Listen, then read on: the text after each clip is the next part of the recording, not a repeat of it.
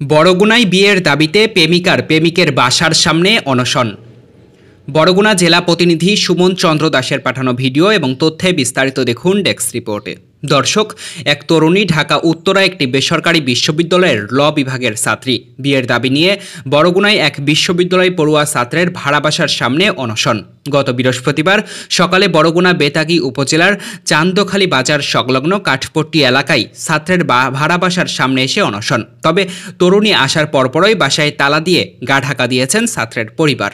তরুণী জানান, জামালপুরের সরিষাবাড়িতে তার গ্রামের বাড়ি, ঢাকায় উত্তরায় থাকেন এবং সেখানে একটি বেসরকারি বিশ্ববিদ্যালয়ে আইনে পড়ছেন। International university of business agriculture and টেকনোলজিতে সিভিল ইঞ্জিনিয়ারিং বিভাগে অধ্যয়নরত মাহমুদুল হাসানের সঙ্গে পরিচয়ের সূত্রে তরুণীর প্রেম হয়। মাহমুদুল হাসানও রাজধানীর উত্তরায় থাকেন, পড়াশোনা করেন। 3 বছর ধরে প্রেমের সম্পর্কের পর বিয়ের জন্য সম্প্রতি চাপ দিলে মাহমুদুল নানা অজুহাতে এড়িয়ে যেতে থাকেন। রোজার শুরুতে মাহমুদুল গ্রামের বাড়িতে চলে আসেন। বাড়িতে আসার পর তরুণীর সঙ্গে যোগাযোগ কমিয়ে দেন। কয়েকদিন ধরে তার ফোন নাম্বারটি বন্ধ। এরপরই তরুণী বৃহস্পতিবার সকালে বরগুনা এসে চান্দখালী বাজার সংলগ্ন মাহমুদুলের বাসার সামনে অবস্থান নেয়। এরপরই মাহমুদুল ও তার পরিবার বাসায় তালা দিয়ে গা ঢাকা দেন। তরুণী বলেন, আমি বাধ্য হয়ে এখানে এসেছি। ও আমায় বিয়ের প্রতিশ্রুতি দিয়েছিল। 3 বছর ধরে আমাদের রিলেশন। আমি সবকিছু হারিয়ে এখানে নিরুপায় হয়ে এসেছি। বিয়ে করে স্ত্রীর মর্যাদা দিয়ে ঘরে তুলে না নিলে এখানেই আত্মহত্যা করব। এখন পর্যন্ত মাহমুদুল হাসানের ভাড়া বাসায় তালাবদ্ধ অবস্থায় আছে। পরিবারের কারো সঙ্গে যোগাযোগ করা সম্ভব হয়নি। এ বিষয়ে দৃষ্টি আকর্ষণ করলে বেতাগী উপজেলা নির্বাহী কর্মকর্তা সালেহীন বলেন, আমি বিষয়টি জেনেছি। ওই তরুণীর নিরাপত্তা ও আইনগত সহায়তার জন্য আমি বেতাগী থানার ওসিকে বলেছি। বিষয়টি সমাধানে উভয়ের পরিবারের সঙ্গে যোগাযোগের চেষ্টা চলছে। বেতাগী থানার ওসি মোহাম্মদ শাহ আলম হাওলাদারের সঙ্গে যোগাযোগ করা হলে তিনি জানান, চান্দখালী ফাঁড়ির ইনচার্জকে পাঠিয়ে তরুণীর নিরাপত্তা দেওয়া হচ্ছে। তাকে আইনগত সহায়তা দিয়ে পরিবারের মাধ্যমে আমরা বিষয়টি সমাধানের চেষ্টা করছি। সাংবাদিকদের প্রশ্নের জবাবে বিয়ের দাবি নিয়ে আসা প্রেমিকা মেয়েটি আরও যা বললেন, বিস্তারিত ভিডিও চিত্রে দেখুন। আমি এখানে আসছি ঢাকা থেকে আসছি। ঢাকা থেকে আমি পরশুদিন এখানে আসছি। পরশুদিন এসে সকালবেলা 7:30 দিকে নামছি লঞ্চ থেকে নেমে সরাসরি আমি এখানে আসছি 2টার দিকে এখানে আসার পরে দেখি যে এখানে তালা দেওয়া। তো আসার পরে 2 দিন আমি দেখার পরে তাদের কোনো রেসপন্স পাইনি। দেন এখন আর কোনো কিছু পাচ্ছি না, কারণ সব কিছু সবাই জানে বিষয়টা। কেন এসেছেন আপনি? আমি আসছি যে যার সাথে রিলেশন করছি তার কাছে চলে আসছি। আমি এখানে আসছি, তার সাথে আমার রিলেশন ছিল। কি নাম তার? তার নাম মাহমুদুল হাসান। তার বাবার নাম? তার বাবার নাম মুশাররফ হোসেন। আপনি জানেন এইটা তার ঠিকানা? হ্যাঁ। এইটা কি তাদের নিজের বাড়ি? না, এটা আমি জানতাম যে এটা নিজের বাড়ি, কিন্তু এখন আসি শুনছি যে নিজের বাড়ি না। নিজের বাড়ি বলছে? না, বলছে যে ওনাদের সদর নাকি নিজেদের বাসা আছে, কিন্তু আমি শিওর জানি না। এখন পরে আমি এটা শুনছি যে এখন ভাড়া থাকে এখানে। রিলেশন করছেন কত বছর? 3 বছর হয়ে গেছে। তো আপনি যে দাবি নিয়ে আসছেন তারা কি বলছে? তারা আমার সাথে কোনো দেখাই করে নাই। তারা আমি আসার পরে দেখি যে তালা দেওয়া। তারা কোনোভাবে আমার সাথে যোগাযোগ করতেছে না, বাট তারা পলাতক, কেউ তাদেরকে পাচ্ছেও না। যোগাযোগ করার চেষ্টা করছেন? যোগাযোগ করার চেষ্টা বলতে হ্যাঁ, এখানে যে গ্রামের চেয়ারম্যান মেম্বার আছে তারাও নাকি ট্রাই করতেছে, পাচ্ছে না। বাড়িওয়ালা সহ পাচ্ছে না। এখন আমি তো ওইভাবে কোনো কিছু অভিযোগ করি নাই থানায়, কারণ আমি চাচ্ছিলাম যে আমি থাকবো, অবশ্যই তো আসবে, কিন্তু আমি তো এখান থেকে যাওয়ার জন্য আসি নাই ভাইয়া। হ্যাঁ বলেন, পুরো আপনি কি বলতে চাচ্ছেন বলেন। আমি কি বলতে চাচ্ছি, আমি 14 ঘন্টা জার্নি করে আমি এখানে আসছি। আমি তো তার জন্যই আসছি। এখন তার সাথে আমার আসার পরেও কথা হয়েছে। আসার পরেও কথা হয়েছে, বিকাল 4টা না 5টা পর্যন্ত কথা হয়েছে। তারপরেও ওর ফোন অফ। এখন তাকে আমরা পাচ্ছি না কোথাও। এখন আমার কথা হচ্ছে যে আমি যেখানে আসছি আমি তো এখানে আর যেতে পারবো না, কারণ আমি তার জন্য আসছি। তার জন্য আমার জীবনটা শেষ, ঠিক আছে? তার জন্য আমার জীবনটা শেষ হয়ে গেছে। এখন আমি আমার ফ্যামিলির কাছে ফিরে যেতে পারবো না। আমি কোথাও যেতাম, আমার এখান থেকে বের হলে ভাই লাস্টে বের করে নিয়ে যায়, আমার উপায় নাই, কারণ আমি নিজেও অনেক সিক, ঠিক আছে? আমার কখন কি হয়ে যায় আমি নিজেও জানি না। সিরিয়াসলি বলছেন এইসব কথা? সিরিয়াসলি কেন বলবো না? আমি আজকে 3টা দিন হয়ে গেল আমি এখানে আসি, এই অবস্থায় আছি। আপনারা তো দেখতেছেন, সবাই তো দেখতেছে, এলাকার লোকজন দেখতেছে। আর আমি যদি সিরিয়াস না হইতাম আমি এত দূরে কেন আসতাম?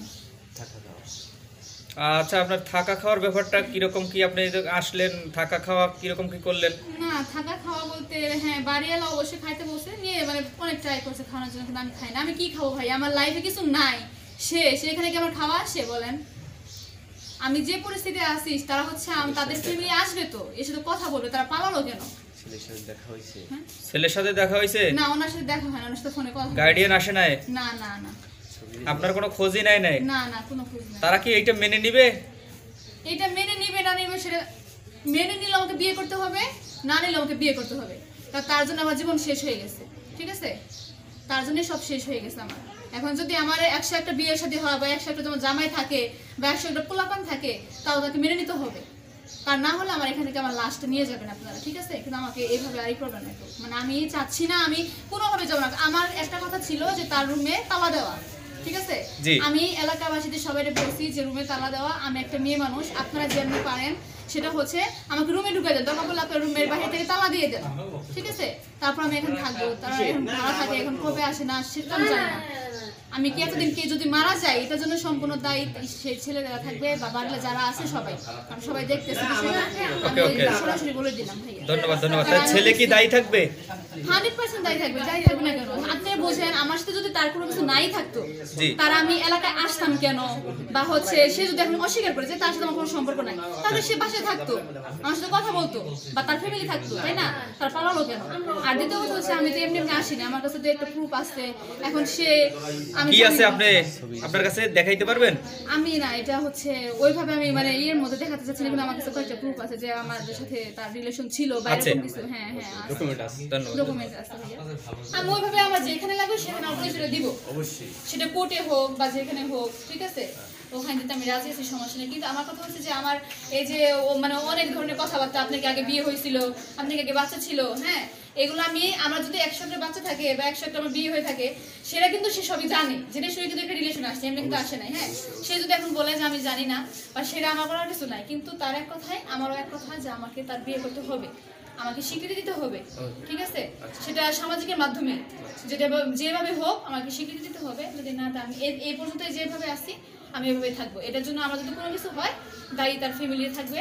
আমি তো বললামই যে আমার যদি কিছু হয়ে কে থাকবে? তার মা বাবা। সে তার বাবার নাম কি? মোশাররফ হোসেন। কি করেন তিনি? সে ব্যাংকে জব করে। কোন ব্যাংকে? কৃষি ব্যাংকে নাকি এখানে বরগুনায়? হ্যাঁ। ভাইয়া খাওয়ার জন্য আমি আপনি তো শুনেছি যে 2-3 দিন নাকি এসেছেন, তো এতদিন ছিলেন কোথায়? আমি এখানেই ছিলাম। ছেলের সাথে যোগাযোগ আছে? না না, উনি ফোন অফ করে রাখছে।